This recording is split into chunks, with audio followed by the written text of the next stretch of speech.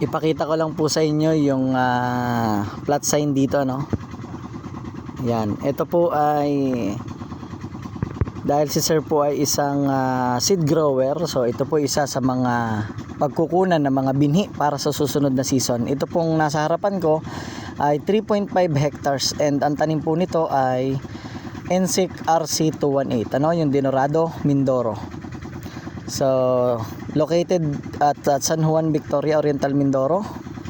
At ang seed grower po ay si Sir Samuel Esteban. Ayan. At ito pong kanyang 11 hectares ay ginamitan po niya ng atin pong Guano Pure Fertilizer at ng Cocolibidal, and gagamitan din po ito ng ating Tripac Triple Power. At kung makikita nyo po ay ito po itinanim nung June 20, 2026. Ang date po ngayon ay July 24, 2026 at alas 3 na ng hapon. So isang buwan na po ito, ano?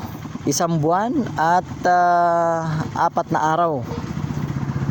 So naka second application na po ito. Ang recommendation po natin dito ay 10 bag ng Guano Pure at 3 bag ng Cocolibidal. So sa pag-apply po, sa first application ay 5 bag ng Guano Pure, 1 bag ng Cocoli at pinasamahan natin ng 1 bag ng ammonium chloride or 2500. Sa pangalawang aplikasyon, ganun lang po ulit.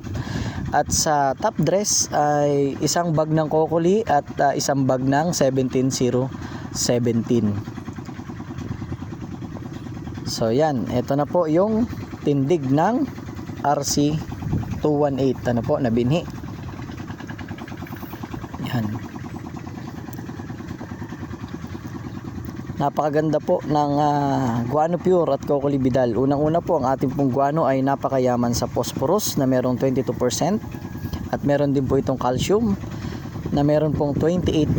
And ang ating Cocolibidal naman po ay meron din pong NPK plus 18% na sulfur at sobrang marami pang special nutrients like amino acids, seaweed extract, molasses, fish amino acid, fulvic acid na tumutulong sa pag-carry ng mga nutrients, ano po.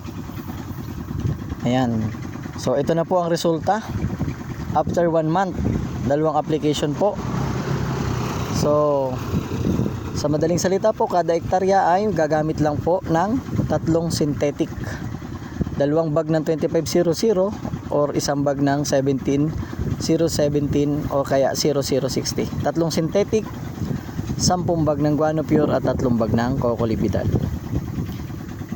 Sa paggamit po ng Guano Pure, hindi lang po basta fertilizer at pagkain ng halaman, ito po ay soil conditioner din para ibalik ang sigla ng lupa at yung pagiging produktibo nito. Sa pagtagal ng panahon, tayo po ay makakatipid na sa paggamit ng synthetic dahil ang ating pong lupa ay gumaganda na. So ito po ang kanyang itsura para sa 30 days ng RC218. Kung kayo po ay may katanungan, pwede po kayong mag-message, mag-PM or mag-comment sa ating comment section. Maraming salamat po.